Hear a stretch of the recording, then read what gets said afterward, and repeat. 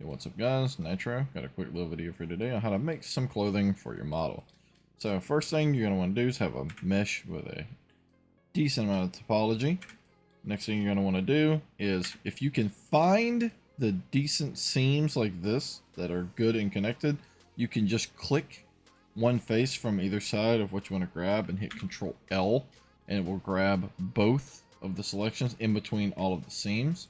But if you don't, you can use the C tool and you just grab around all the ones that you want and right click and it will grab to those. So we're going to be making a shirt, so we're going to grab two from either side, Control L, and then we need the arms. So we're going to hit Shift and Alt and grab two rings on either side, 1, 2, and once you have it, you're going to hit Shift D to duplicate the mesh.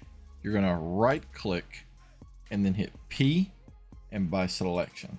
If you did this correctly, if you hide the body, this should still be here. So next thing you're going to want to do is, if you had shape keys turned on to what you wanted them to be, if you know, breasts or whatever, you can turn those on now. Make sure you got it to exactly what you want it to be. You click this little arrow right here and you click apply shape keys. The next thing you're going to want to do is go to the materials. It's going to still have all the materials from the body that you had. So you're going to get rid of all those and make a new one. Quickly do this.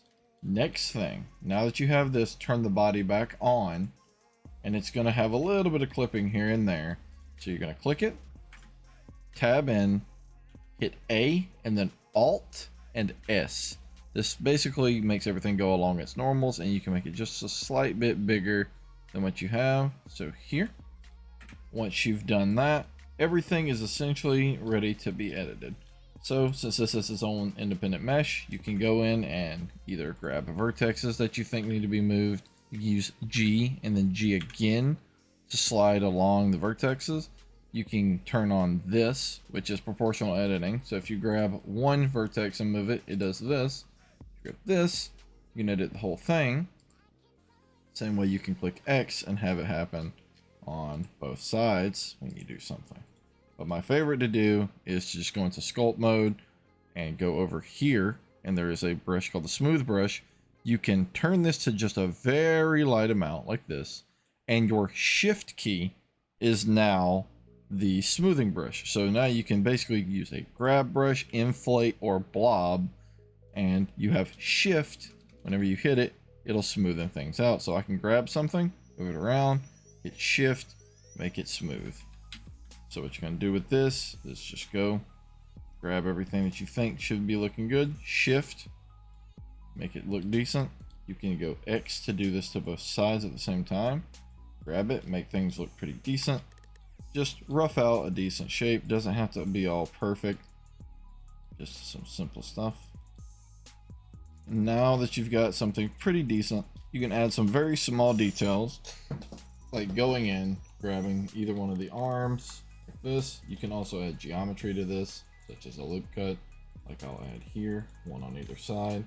Now I can just go in, grab that face on either side, hit F3, and then type extrude along normals. And you do this, it'll allow you to extrude along the normal so that they go all the way around perfectly. And since it's just an arm piece, I can just assign another material to this for now, just to know that that is the arm piece. Next, if you want to add little small things on like the bottom, or like what I just did, you can also hit Alt and grab a ring of edges, like so. You can drop them down, blare them out, which of course I have this on, blare them out like that, and it'll give you another little spot where you can grab a ring. Of course I have the wrong thing.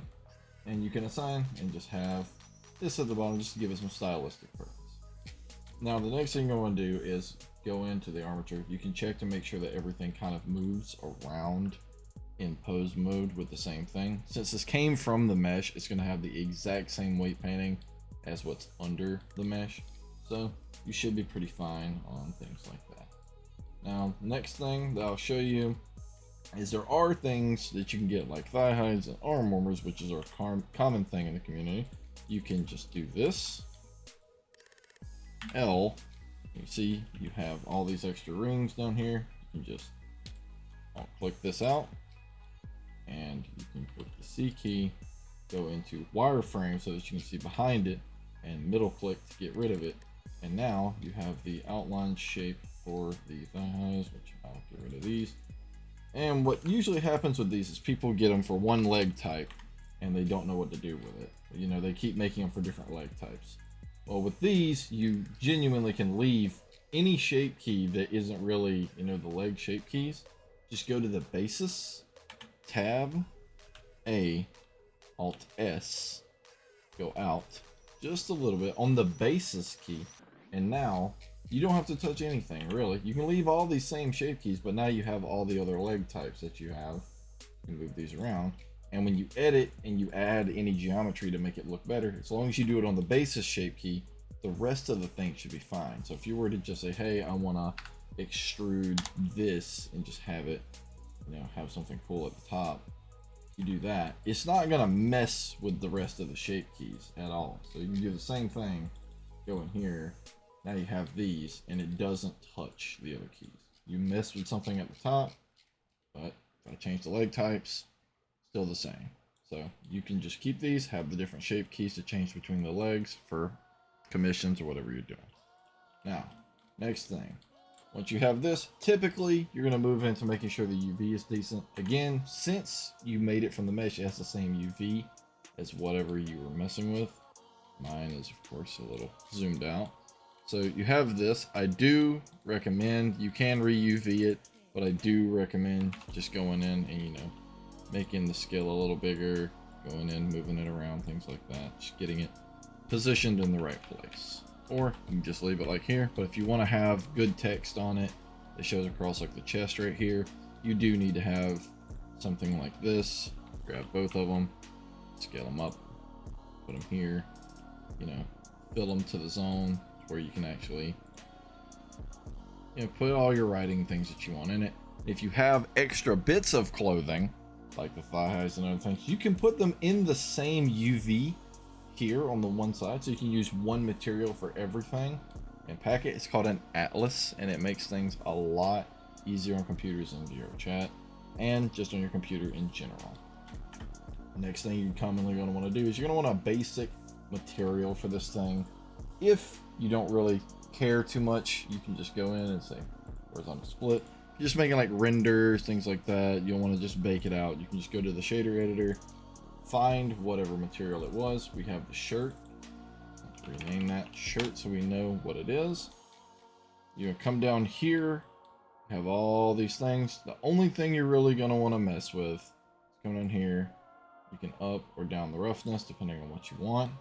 I'm gonna down that roughness. I'm gonna go to the specular, drop it. Now we get to the fun part. So you can just basically add a noise texture.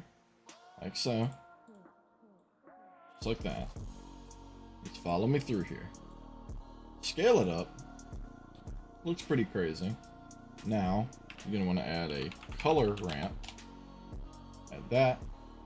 Come on. Now you got this going on. Just about like that. Then you're going to want to hit Control T, which will give you the Node Wrangler add-on, which will give you this. Now all you're going to want to do is come down here and scale this Y value or this Z value, however you like. I prefer the Z value. Get it something like this. You don't have to have a crazy scale number. You just keep the Z value without having to go really crazy on the noise texture and bog yourself down. You just do this. It gives you this. You just kind of texture look. Now, you go, take all of this, put it in the middle. You make a bump texture like so, put that into the normal and put the color into the height. You end up with this. It looks really crazy looking, but if you turn it down like that and you remove the base color, you now have essentially a very basic thread pattern for your clothing that you can use for basically anything. You just do a small bump like so. Give yourself a you know, semi-decent color like that. And there you go, you have a decent shirt texture to go around. If you go in and it looks like, oh, that's way too heavy, go down, lower the strength until you think it's decent, like that. This gives it something to make it pop just a little bit, and you can add this little bit like this. It's basically any clothing you want. You just Control C a few times, go to the other materials that you have, paste it, do the same thing, normal to normal, and you've got it. And roughness down. Now you have it on basically every piece of clothing that you want. And that's pretty much the gist of making clothing. You can do this for absolutely anything. You can go through, make very simple stuff. You can go in and make some really crazy, complex stuff. The only real kicker to things is if you have thin things like this that are pretty random, what you're going to want to do is go in here and add a solidify modifier. When you add solidify, normally it just looks like this, pretty small. You really can see through the gaps and things. If you add the solidify, you don't have to apply it unless you're bringing it into VR or something. You just leave it, and it makes things look pretty decent. Also, along the same lines, if you're doing renders, things like that, and you don't really want this, you know, blocky look, you can't really figure things out, you can go in and alt-click one of these, grab this, and smoothen it out. You know, of course, gives it that more smooth look to that thing, just like that. Gives it that. Or my favorite one to do is, of course, everybody should pretty much know this, sub D, leave it here, you can turn it on and off, or yeah, grab all of it, hit A, go down here, make a shape key, just like so, add one singular key, sub D is usually what I call it, and same shit, Alt S, scale it up just a smidgen, like so. When you do that, you just keep slowly Alt S and scaling it up just a little bit at a time. When you do that, that subdivision kicks in, makes things super round. You can also mark certain zones you don't want to be subdivided, and it'll make things look really good. It's a big difference between, you know, you can have this for a render, or, you know, you can do it like that, have it all subdivided out, and then just turn the key on. It makes things look super good. Other than that, I do recommend you keep that off. But that's basically how you make any sort of clothing you want. You throw whatever you want at it, it's gonna work. Arm warmers, everything like that. There's not really many things you need to do. But if you are putting it in VR where you have a lot of mobility, things are moving around a lot, such as like this, like the arms are moving. Places where you commonly would see some clipping that would happen, like, you know, around the shoulders, around things like this, you can go into the actual body itself and create shape keys towards the bottom and turn these on. When you get these on, you can basically call these corrective shape keys. And I spelled that completely wrong. But you can go in and grab your sculpt mode and go in and use blob, grab, deflate, whatever, and move these parts down. Of course, I'm not masking, so everything behind it's kind of bad. You can kind of move these things in, and these corrective shape keys can be turned on with an animation at the same time that your shirt is turned on, and that will get rid of those during things like that. You commonly use it for pants and things where there's going to be clipping through it. Makes it a lot easier to run around with. So hopefully I see some of you guys make some stuff with this. Just some basic knowledge stuff I think everybody should know, and I hope to see some of you guys' creations. If this does help you, leave a comment, message me on Twitter or something, and I'll see you guys on the next one.